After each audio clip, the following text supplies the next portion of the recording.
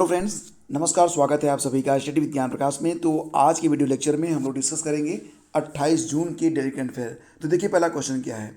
यातना पीड़ितों के समर्थन में अंतर्राष्ट्रीय दिवस यानी कि the international day in support of torture victims. तो ये जो दिवस है ये कब मनाया गया अभी हाल ही में। तो देखिए इसका जो सही आंसर है वो है ऑप्शन डी, यानी कि 26 जून को अभी हाल ही में यह दिवस मनाया गया। तो फ्रेंड्स यहाँ पर जो अन्य विकल्प हैं उसके बारे में भी जान लीजिए, काफ़ी इंपॉर्टेंट है। सबसे पहले बात करते हैं 21 जून के बारे में। तो 21 जून को 3 दिवस मनाया गया था। पहला क्या था, एक तो आप जानते हैं योगा डे मनाया गया, और क्या मनाया गया था, world hydrography day, world hydrography day. और तीसरा दिवस कौन सा मनाया गया, विश्व मानवतावादी दिवस। तो ये 3 दिवस मनाए गए थे 21 जून को। 23 जून को क्या क्या मनाया गया, एक तो मनाया गया था संयुक्त राष्ट्र लोक सेवा दिवस, और दूसरा क्या मनाया गया था, ये था अंतर्राष्ट्रीय ओलंपिक दिवस, इंटरनेशनल ओलंपिक डे। ठीक है। 25 जून के बारे में बात करें तो इस दिन क्या मनाया गया था, वर्ल्ड विटलिगो डे। विटलिगो एक बीमारी होती है त्वचा से संबंधित। और 26 जून के बारे में बात करें तो 26 जून को 2 दिवस मनाए गए। एक तो हो गया आपका international day in support of torture victims, और दूसरा डे कौन सा था, तो फ्रेंड जो दूसरा डे था वो था world day against drug abuse, world day against drug abuse. तो ये दोनों आपको याद रखना है। तो अब बात करते हैं international day in support of torture victims के बारे में, जो कि मनाया गया था कब, 26 जून को। तो दोस्तों हर साल 26 जून को यातना पीड़ितों के समर्थन में अंतर्राष्ट्रीय दिवस मनाया जाता है। और यह दिन जो होता है वो संयुक्त राष्ट्र द्वारा मानव यातना के बारे में लोगों में जागरूकता बढ़ाने के लिए मनाया जाता है। और यह केवल अस्वीकार्य नहीं है बल्कि एक अपराध भी है। मतलब ये कि अगर, अच्छा देखो, इसमें अगर कोई कानूनी रूप से पनिशमेंट पाता है तो उसे यात्रा में शामिल नहीं किया जाता है। ऐसे विक्टिम्स के बारे में यहाँ पर चर्चा होती है जो विक्टिम्स मतलब निरपराध होते हैं फिर भी अत्याचार का शिकार होते हैं, तो उसके लिए यह दिवस मनाया जाता है। पहली बार 26 जून 1998 को यातना के पीड़ितों के समर्थन में संयुक्त राष्ट्र अंतर्राष्ट्रीय दिवस मनाया गया था। तो पहले कब मनाया गया था, 26 जून 1998 में, याद रखना इसको। और आगे बढ़ते हैं, अगला क्वेश्चन देखिए। केंद्रीय शहरी विकास मंत्रालय द्वारा इंडिया स्मार्ट सिटी कॉन्टेस्ट 2020 के अनुसार स्मार्ट सिटी में नंबर 1 शहर कौन सा बना है। तो याद रखना इसमें 2 शहर आते हैं, एक तो आपका इंदौर आ गया, दूसरा सूरत आ गया। तो दोनों ही यहाँ पर नंबर 1 बने हैं। लेकिन यहाँ पर अगर सूरत नहीं होगा विकल्प में तो इसका आंसर हो जाएगा इंदौर। ठीक है। तो दोस्तों आपको बता दें यहाँ पर कि इंदौर को 7 अवार्ड मिले हैं और इन सभी श्रेणियों में वह चैंपियन रहा है। खास बात यह कि राउंड 1 में चुनी गई स्मार्ट सिटी में इंदौर का पहला नंबर रहा। वहीं सभी राउंड में जब मतलब आया रिजल्ट तो उसमें स्मार्ट सिटी में इंदौर जो था वो सूरत के साथ साथ ओवरऑल चैंपियन बना। तो Indore is very important for you. ठीक है। और देखिए केंद्रीय आवास और शहरी विकास मंत्री कौन है, ये हैं हरदीप सिंह पुरी। इन्होंने एक वर्चुअल मीट के माध्यम से आयोजित कार्यक्रम में कॉन्टेस्ट के परिणाम घोषित किए हैं। यह प्रतियोगिता स्मार्ट सिटी मिशन के 6 साल पूरे होने पर आयोजित की गई थी। अच्छा, स्मार्ट सिटी मिशन जो है ये शुरू कब हुआ था, तो ये शुरू हुआ था 2018 में। तो विभिन्न श्रेणियों में स्मार्ट सिटी को उत्कृष्ट कार्यों के लिए अवार्ड दिए गए। इंडिया स्मार्ट सिटी कॉन्टेस्ट में मध्य प्रदेश को 20 अवार्ड में से 11 अवार्ड मिले हैं। यानी कि अगर सभी स्टेट को देखा जाए तो मध्य प्रदेश ने काफ़ी अच्छा काम किया है। 20 अवार्ड में से 11 अवार्ड अकेले मध्य प्रदेश को मिले हैं। पुरस्कारों में इंदौर का बोलबाला रहा। राज्यों की श्रेणी में देखा जाए तो सबसे पहले आता है यूपी, यूपी पहले स्थान पर है। दूसरे स्थान पर आता है एमपी मध्य प्रदेश, और तीसरे स्थान पर कौन सा है, तो ये है तमिलनाडु। ये आपको याद रखना है। केंद्र शासित प्रदेशों में पहले स्थान पर रहा है चंडीगढ़।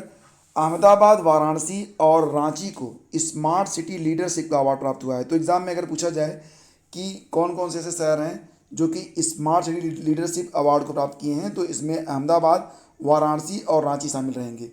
स्मार्ट सिटी मिशन के तहत शहरों को अवार्ड देने के लिए चयन का आधार वहाँ का जो शासन यानी गवर्नेंस है, कल्चर यानी कि संस्कृति है, शहरी वातावरण, अर्थव्यवस्था के साथ साथ रोजगार, पेयजल आपूर्ति और शहरी परिवहन को बनाया गया है। तो स्मार्ट सिटी मिशन की शुरुआत कब हुई थी, मैंने आपको बताया था, ये हुई थी 2018 में। ये भी याद रखना कि केंद्रीय आवास और शहरी विकास मंत्री कौन है, ये हैं हरदीप सिंह पुरी। दोस्तों करंट अफेयर के दूसरे वीडियोज़ भी आप देखते होंगे, तो मुझे आप प्लीज़ कमेंट करके ये बताइएगा कि जो अदर चैनल हैं, अगर आप महसूस करते हैं कि जो दूसरे चैनल हैं वो आपको इस चैनल से बेटर कंटेंट दे रहे हैं, तो किस प्रकार से आपको जो है और अच्छा कंटेंट मैं प्रोवाइड कर सकता हूं। मेरा प्रयास यही है कि जब आप करंट अफेयर का वीडियो यहां पर देखें तो उसके बाद आपको किसी अन्य चैनल पर न जाना पड़े, कोई भी अदर मैगजीन आपको स्टडी नहीं करनी पड़े, कंप्लीट नोट्स के साथ साथ कंप्लीट इन्फॉर्मेशन आपको यहीं से और एक ही वीडियो से प्रोवाइड करवा दी जाए। हाल ही में किस प्रदेश के मुख्यमंत्री ने टोक्यो ओलंपिक में स्वर्ण पदक जीतने पर राज्य के खिलाड़ियों को 3 करोड़ रुपए की पुरस्कार राशि देने की घोषणा की है? ठीक है, तो देखिए फ्रेंड्स, इसका जो विकल्प है वो है तमिलनाडु, उत्तर प्रदेश, दिल्ली और हरियाणा। और यहाँ पर आप पहचान रहे होंगे ये कौन है, ये हैं M.K. स्टालिन। और M.K. स्टालिन जो है वो किस राज्य के मुख्यमंत्री हैं, तो तमिलनाडु के हैं। तो तमिलनाडु के मुख्यमंत्री M.K. स्टालिन ने 23 जुलाई से शुरू हो रहे टोक्यो ओलंपिक में स्वर्ण पदक जीतने पर राज्य के खिलाड़ियों के लिए 3-3 करोड़ रुपए की पुरस्कार राशि की घोषणा की है। ये 3 करोड़ उनको मिलेंगे जो लोग गोल्ड जीतेंगे, जो लोग जीत के आएंगे सिल्वर उनको 2 करोड़ मिलेगा, और जो लोग ब्रॉन्ज लेकर आएंगे उनको 1 करोड़ मिलेगा। तो ये कैटेगरी यहाँ पर बना दी गई है। और आपको बता दें यहाँ पर कि तमिलनाडु प्रीमियर लीग का जो आयोजन होगा वो जुलाई और अगस्त में किया जाएगा। 32 मैचों के इस टूर्नामेंट के सभी मुकाबले चेन्नई में दर्शकों के बिना खेले जाएंगे। इसका सिर्फ आप प्रसारण टेलीविजन पर देख पाएंगे। अच्छा, तमिलनाडु के गवर्नर कौन है, तो याद रखना बनवारी लाल पुरोहित जी हैं। भरतनाट्यम कई बार एग्जाम में आता है, तो भरतनाट्यम जो है ये तमिलनाडु से ही संबंधित है।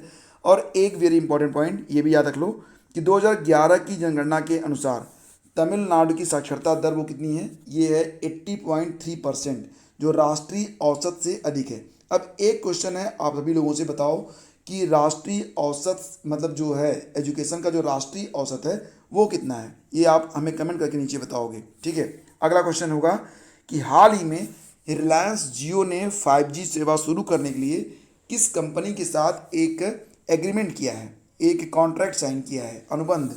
तो देखो यहाँ पर 4 विकल्प हैं, गूगल क्लाउड, माइक्रोसॉफ्ट, TCS और इन्फोसिस। तो यहाँ पर जो सही ऑप्शन है वो है गूगल क्लाउड। ठीक है, गूगल क्लाउड जैसा कि आप जानते हो गूगल के जो CEO हैं वो कौन है, तो वो हैं सुंदर पिचई। और माइक्रोसॉफ्ट के बारे में बात करें तो माइक्रोसॉफ्ट के जो CEO हैं उनका नाम क्या है, अभी हाल ही में बने हैं सत्य नडेला। तो दोनों याद रखना आप। और अभी हाल ही में माइक्रोसॉफ्ट ने विंडोज़ 11 को भी लॉन्च किया है, विंडोज़ 11। और इसकी खासियत क्या होगी, विंडोज़ 11 जो विंडोज़ 10 ओरिजिनल होंगे, मतलब जो सिस्टम चल रहे हैं विंडोज़ 10 पे, तो विंडोज़ 10 जो है वो ऑटोमेटिकली 2021 के अंत तक अपग्रेड हो जाएंगे विंडोज़ 11 में। विंडोज़ 11 में जो एंड्रॉयड ऐप हैं वो भी चलेंगे, तो ये काफ़ी अच्छी बात होगी। ठीक है, चलिए आगे बढ़ते हैं और बात करते हैं अब गूगल क्लाउड के बारे में। तो मार्केट कैपिटलाइजेशन के जरिए से भारत की सबसे बड़ी कंपनी रिलायंस इंडस्ट्रीज़ की 44वीं जो AGM हुई थी, ये कब हुई थी, ये 24 जून को हुई थी। वर्चुअल तरीके से आयोजित हुई AGM में कंपनी के शेयरधारकों को संबोधित करते हुए रिलायंस के चेयरमैन और मैनेजिंग डायरेक्टर जो कि हैं मुकेश अंबानी, उन्होंने गूगल क्लाउड और जियो के बीच नई 5G पार्टनरशिप का ऐलान किया है। गूगल के CEO सुंदर पिचई ने कहा कि गूगल क्लाउड और जियो के बीच नई 5G पार्टनरशिप से 1 अरब से ज़्यादा भारतीयों को तेज़ इंटरनेट सुविधा मिलेगी, जिससे वे अपने कारोबार का डिजिटल ट्रांसफॉर्मेशन कर सकेंगे और देश के डिजिटलाइजेशन के अगले चरण की नींव पड़ेगी। याद रखना कि जियो वर्तमान में दुनिया की सबसे बड़ी मोबाइल डेटा कैरियर है, जो हर महीने 630 करोड़ GB डेटा हैंडल करती है। और ये पॉइंट एग्जाम के लिए काफ़ी इंपॉर्टेंट है, तो ये भी आप याद रख लेना। देश में सिर्फ 1 साल में डेटा खपत में 45% की बढ़त देखने को मिली है जियो के आने के बाद से। और दोस्तों आपको बता दें, अगला क्वेश्चन देखो, हाल ही में भारत ने किस देश के साथ संयुक्त रूप से tax inspector without borders TWIB launch किया है? तो फ्रेंड्स ये लॉन्च किया गया है अभी हाल ही में भूटान के साथ। विकल्प 20 का बिल्कुल करेक्ट है। तो भूटान ने इस कार्यक्रम की शुरुआत की और भारत को भागीदार क्षेत्राधिकारी के रूप में चुना गया है। भारत ने इस कार्यक्रम के लिए जो कर विशेषज्ञता होती है उसको प्रदान किया है, कर विशेषज्ञ, टैक्स स्पेशलिस्ट। और ये कार्यक्रम कब तक चलेगा, 24 महीने तक। इसका ड्यूरेशन कितना है, 24 मंथ। और इस कार्यक्रम के तहत भारत ने UNDP united nation development programme और TIWB सचिवालय के सहयोग से भूटान को उसके कर प्रशासन यानी कि टैक्स गवर्नेंस को मजबूत करने की सहायता मतलब यहाँ पर प्रदान की है। तो लक्ष्य यह रखा गया है कि जो भूटान का कर प्रशासन है उसको और भी मजबूत किया जाए। यह कार्यक्रम अंतर्राष्ट्रीय कराधान और हस्तांतरण मूल्य निर्धारण के क्षेत्र पर केंद्रित है। भारत ने हमेशा विकासशील देशों में कर मामलों में क्षमता निर्माण का समर्थन किया है। भारत एक वैश्विक नेता होने के नाते हर मामले में दक्षिण सहयोग में महत्वपूर्ण भूमिका निभाता रहा है। तो ये याद रखना आप। अगला क्वेश्चन लेते हैं। हाल ही में किस बैंक ने Aarogyam health care business loan start किया है? Aarogyam health care business loan को किस बैंक ने शुरू किया है? सही आंसर इसका होगा ऑप्शन बी, यानी कि स्टेट बैंक ऑफ इंडिया। तो स्टेट बैंक ऑफ इंडिया के बारे में बात कर लें तो स्टेट बैंक ऑफ इंडिया, अच्छा देखो, जो एक बैंक हुआ करता था स्टेट बैंक ऑफ इंडिया के पहले, तो उसको क्या कहते थे? उसका नाम हुआ करता था, मैं आपको बता दूं यहाँ पर, तो ये था इंपीरियल बैंक ऑफ इंडिया। और इसे जो है आगे चलकर मतलब अगर देखा जाए तो कब 1955 में इंपीरियल बैंक को जो है ये बदल दिया गया था, किसमें? ये स्टेट बैंक ऑफ इंडिया में बदल दिया गया, ठीक है। और इसका जो हेडक्वार्टर मिलेगा वो आपको कहाँ पर मिलेगा? महाराष्ट्र में मिलेगा। और एक बात और याद रखना, इसके वर्तमान में जो चेयरमैन है उनका नाम क्या है? दिनेश कुमार खारा, ठीक है। और ये भारत का सबसे बड़ा बैंक है, ये भी याद रखना आप। और ये भी याद रखना कि अगर दुनिया के बारे में बात करी जाए तो यह 43rd यानी कि दुनिया का 43वां सबसे बड़ा बैंक है। और देश के सबसे बड़े bank SBI health care sector को मदद देने के लिए नया बिजनेस लोन प्रोडक्ट जिसका नाम रखा गया है Aarogyam health care business loan, इसको लॉन्च किया है। इसमें कारोबारियों को मिनिमम 10 लाख और मैक्सिमम 100 करोड़ रुपए तक का लोन मिल सकेगा। इस लोन को cash credit, term loan, bank guarantee या लेटर ऑफ क्रेडिट के जरिए लिया जा सकता है। लेटर ऑफ क्रेडिट, इसको LOC भी कहते हैं, आप जानते हैं। तो कितना कर्ज मिल सकता है? तो दोस्तों बैंक के अनुसार महानगरों में इस सुविधा के तहत 100 करोड़ रुपए, जबकि मझोले और शहरी केंद्रों में यानी कि Tier 2 की जो सिटीज़ हैं उसमें 20 करोड़ रुपए तक का कर्ज लिया जा सकता है। अन्य छोटे शहरों Tier 3 से Tier 6 तक में 10 करोड़ रुपए तक का कर्ज लिया जा सकता है। और 2 करोड़ रुपए तक के कर्ज के लिए इकाइयों को किसी प्रकार की गारंटी भी नहीं देनी है। यह कर्ज credit guarantee fund trust for micro and small enterprises यानी कि CGTMSE गारंटी योजना के तहत आएगा। SBI के बयान के अनुसार इसके तहत अस्पताल, nursing home, diagnostic centre, pathology lab, स्वास्थ्य क्षेत्र से जुड़े निर्माता, आपूर्तिकर्ता, आयातक, लॉजिस्टिक कंपनी इत्यादि को 100 करोड़ रुपए भौगोलिक स्थिति के अनुसार, मैंने बताया आपको कि अगर महानगर है तो 100 करोड़ रुपए तक का जो कर्ज है वो उपलब्ध करवाया जाएगा। और इस कर्ज को कब तक वापस करना है? तो 10 वर्षों में इसे चुकाया जा सकता है। आरोग्यम कर्ज विस्तार और आधुनिकीकरण या फिर कार्यशील पूंजी जरूरतों के लिए लिया जा सकता है। तो देखो SBI के वर्तमान चेयरमैन कौन है? दिनेश कुमार खारा। और 1 जुलाई 1955 को यह स्थापित हुआ था। इसके पहले इसे इंपीरियल बैंक के नाम से जाना जाता था। और हेडक्वार्टर कहाँ पर है? मुंबई में है। अब चलते हैं आगे। अगला क्वेश्चन होगा, हाल ही में IIT दिल्ली के किस शोधकर्ता ने COVID-19 rapid antigen test kit launch किया है? Recently which researcher of IIT Delhi has launched COVID-19 rapid antigen test kit? तो दोस्तों इनका नाम है डॉक्टर हरपाल सिंह, ठीक है। और यहाँ पर जो दूसरे विकल्प हैं वो भी काफ़ी इंपॉर्टेंट है, मैं आपको बता दूँ। सुमित्रा मित्रा जी के बारे में आपने जरूर पढ़ा होगा, अभी कुछ दिन पहले पढ़ा होगा। मैंने आपको बताया था कि इनको जो है यूरोपियन इन्वेंटर अवार्ड 2021 दिया गया है। यूरोपियन इन्वेंटर अवार्ड 2021 से इन्हें सम्मानित किया गया था। के शैलजा जी के बारे में बात करें तो ये जो हैं इनको अभी एक पुरस्कार मिला था। कौन सा पुरस्कार मिला था? CEU ओपन सोसाइटी अवार्ड, याद है आपको? मैंने पढ़ाया था आपको।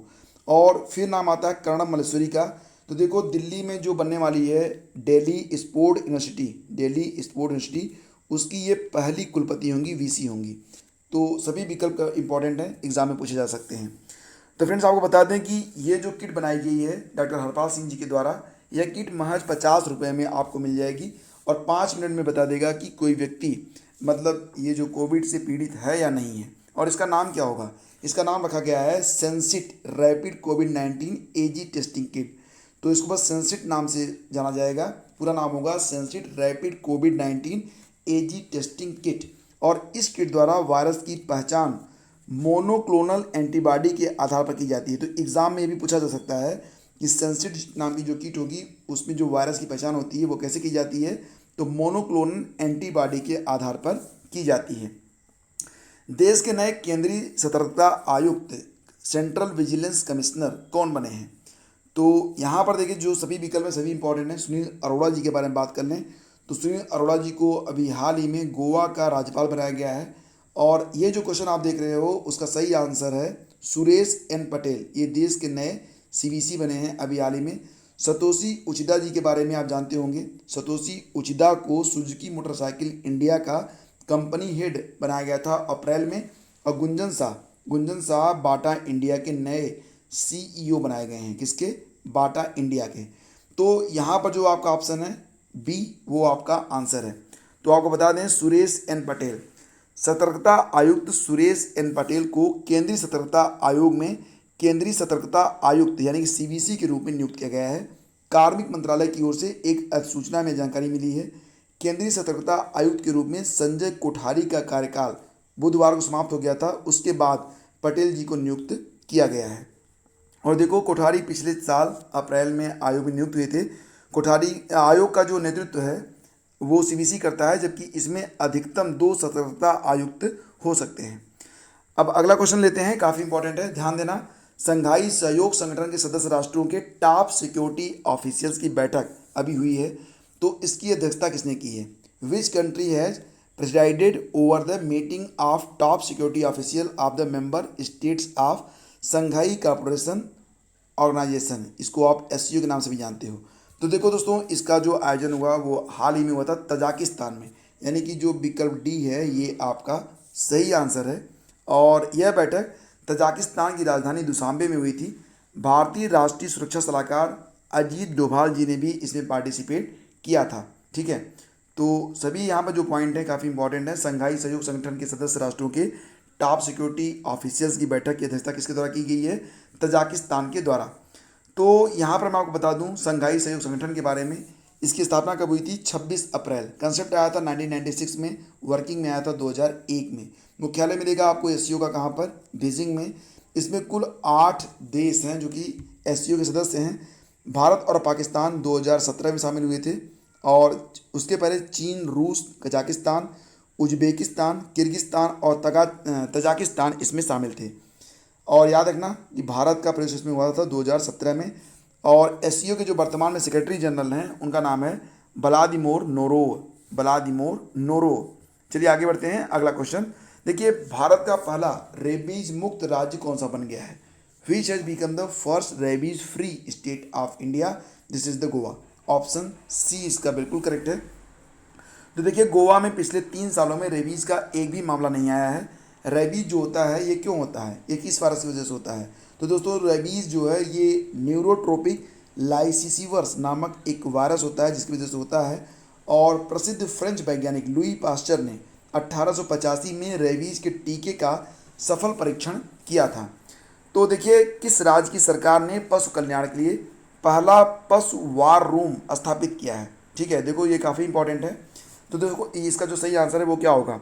ये हैं आपके ऑप्शन, और सही आंसर है ऑप्शन बी, कर्नाटक। ठीक है, तो देखो दोस्तों यहाँ पर बता दूं कि कर्नाटक सरकार ने यह पहल पशुओं की बीमारी, प्राकृतिक आपदा, मानव जनित नुकसान और क्रूरता से मवेशियों को बचाने, दूध उत्पादन को बढ़ाने, पशुओं के उत्पाद जो है सही तरीके से उसकी मार्केटिंग करने, पशु स्वास्थ्य सुधारने के लिए यह शुरुआत की गई है। और जैसा कि आप जानते हैं कर्नाटक के मुख्यमंत्री कौन है? वीएस येदियुरप्पा जी हैं। और राज्यपाल कौन है? वजुभाई वाला। अब ये क्वेश्चन देखो काफ़ी इंपॉर्टेंट है। भारतीय सीमा के समीप हिमालयी क्षेत्र तिब्बत में किस देश ने पूर्ण रूप से बिजली से चलने वाली पहली बुलेट ट्रेन की शुरुआत की है? तो देखो यहाँ पर जो चीन है वो मतलब अपनी हरकतों से बाज तो आएगा नहीं। अब जो तिब्बत की राजधानी है, तिब्बत की राजधानी कौन सी है? लासा। तो लासा तक अब ये एक हाई स्पीड बुलेट ट्रेन को चला रहा है। तो सही आंसर समझ में आ गया होगा आपको, ये काम चीन कर रहा है। तो ऑप्शन ए इसका बिल्कुल सही है। और यह ट्रेन तिब्बत की राजधानी लासा और निंगची के बीच चलेगी। निंगची, NYINGCHI। इसको आप क्या पढ़ोगे पता नहीं, मुझे निंगची ही पढ़ना आ रहा है। तो देखो यहाँ पर कुछ और पॉइंट्स हैं तिब्बत से संबंधित, वो मैं आपको बता देता हूँ, काफ़ी इंपॉर्टेंट है, ध्यान से सुनो। विश्व का जो सबसे ऊंचा पठार है, विश्व का सबसे ऊंचा पठार ये कौन सा है? ये पामीर का पठार है जो कि कहाँ पर है, तिब्बत में है। और विश्व का सबसे ऊंचा नगर ये भी मिलेगा आपको कहाँ पर, ये नगर का नाम है वेनचुआन। क्या नाम है इसका, नाम है वेनचुआन। ये भी स्थित है कहाँ पर, तिब्बत में। दुनिया के छत के नाम से जाना जाता है किसको, तिब्बत को। दुनिया की छत ये है तिब्बत। और देखो जो दो नदियां हैं काफ़ी इंपॉर्टेंट है, एक तो सिंधु नदी है, दूसरी ब्रह्मपुत्र नदी है। दोनों का उद्गम भी तिब्बत से ही होता है। और सिंधु नदी जो है, सिंधु नदी ये तिब्बत के बाद पाकिस्तान, पाकिस्तान भारत से होकर बहती है। ठीक है, तिब्बत, पाकिस्तान और भारत तीनों देशों से होकर बहती है सिंधु नदी। तो चलो आगे बढ़ते हैं, अगला क्वेश्चन देखते हैं। क्यूएस एम्बा रैंकिंग 2021 के अनुसार बिजनेस व मैनेजमेंट की पढ़ाई में किस देश ने पहला स्थान प्राप्त किया है। तो देखो भारत के बारे में बात करें तो भारत का जो आईआईएम बेंगलोर है ये भारत में पहले स्थान पर है। लेकिन अगर हम वर्ल्ड रैंकिंग देखेंगे तो उसमें इसकी रैंकिंग अलग हो जाती है, उसकी रैंकिंग हो जाती है 39। तो ये आपको याद रखना है। तो दोस्तों यहाँ पर देखो क्यूएस EMBA रैंकिंग 2021 के अनुसार भारत में आईआईएम बेंगलुरु पहला है, लेकिन वैश्विक रैंकिंग में इसका स्थान कितना है, ये है 39। अब देखो बात यहाँ पर हो रही है रैंकिंग की, तो कुछ इंपॉर्टेंट रैंकिंग्स हैं जो कि आपको पता होनी चाहिए, वो मैं आपको बता देता हूँ। देखो अभी हाल ही में विश्व प्रेस स्वतंत्रता सूचकांक जारी हुआ था, विश्व प्रेस स्वतंत्रता सूचकांक। इसमें जो इंडिया की रैंक थी वो कितनी थी, 142 थी। जबकि टॉप पर कौन था, पहले स्थान पर ये था नॉर्वे। ठीक है, फिर बात करते हैं अंतर्राष्ट्रीय बौद्धिक संपदा सूचकांक के बारे में। अंतर्राष्ट्रीय बौद्धिक संपदा सूचकांक, तो इसमें जो भारत की रैंक रही वो कितनी थी, 40 थी। जबकि पहले स्थान पर कौन सा रहा था, USA यानी कि अमेरिका। फिर बात करते हैं वैश्विक ऊर्जा रूपांतरण सूचकांक के बारे में। तो वैश्विक ऊर्जा रूपांतरण सूचकांक, इसमें जो भारत की रैंक रही वो कितनी रही, वो रही 87 और पहले स्थान पर रहा स्वीडन। तो ये कुछ इंपॉर्टेंट आपकी जो रैंकिंग्स हैं ये याद रखना, एग्जाम में पूछे जा सकते हैं। आगे बढ़ते हैं और अब बात करेंगे क्विज नंबर 27 की। तो देखो हाल ही में अंतर्राष्ट्रीय पृथ्वी दिवस मनाया गया था 22 अप्रैल को, और इसकी थीम लगाई गई थी रीस्टोर आवर अर्थ। तो आप लोगों में से बहुत सारे लोगों ने बहुत ही शानदार आंसर किया है, तो सभी का बहुत बहुत धन्यवाद। और अब बारी है आज के क्विज की। तो दोस्तों ये जो क्विज है आपके लिए ही है, तो आप लोग हर क्विज को डेफिनेटली ज़रूर हल किया करो। अगर आंसर आपको आता है तो तुरंत लिखा करो, नहीं आता है तो गूगल करो, किताबों में देखो, ये चीज़ें आपके लिए बहुत इंपॉर्टेंट होती हैं। आंसर ज़रूर लिखा करो आप लोग। और वीडियो अगर आपको पसंद आता है तब आप इसे लाइक कर दिया करो, अपने दोस्तों के बीच इसे शेयर करना बिल्कुल भी मत भूला करो। Facebook group, WhatsApp, Telegram channel, जहाँ पर भी आप हो इसे प्लीज़ शेयर कर देना आप। और चैनल पर अगर पहली बार हो तो कंप्लीट प्रिपरेशन और एक बेस्ट स्टडी मटेरियल के लिए आप लोग चैनल को सब्सक्राइब कर लो। और देखो इस लेक्चर की PDF आपको टेलीग्राम चैनल पर दे दी गई है, तो वहाँ पर जाकर आप इसे डाउनलोड कर सकते हो। तो आज की वीडियो में बस इतना ही, शीघ्र मिलते हैं आपसे एक नए वीडियो में। तब तक के लिए thank you for watching study with ज्ञान प्रकाश।